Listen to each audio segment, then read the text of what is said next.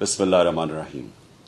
کل انشاءاللہ جو ہماری مارچ اسلام آباد کی جو مارچ تھی، حقیقی آزادی کی مارچ، جو ہمارے اوپر جو گولیاں چلیں وزیراعظم میں، جدھر رکی 13 لوگوں کو ہم میں سے گولیاں لگی اور ایک معظم شہید ہوئے. کل انشاءاللہ اسی جگہ سے ہماری مارچ شروع ہو رہی ہے اور 4:30 بجے میں اپنے لوگوں سے، وزیراعظم کے لوگوں سے خطاب کروں گا. اور میں آج آپ سب کو کہنا چاہتا ہوں کہ دیکھیں، یہ جو حقیقی آزادی کی تحریک ہے، یہ آپ کے لیے، پاکستانیوں کے لیے. جو قوم آزاد نہیں ہوتی اس کی پرواز اوپر نہیں ہوتی.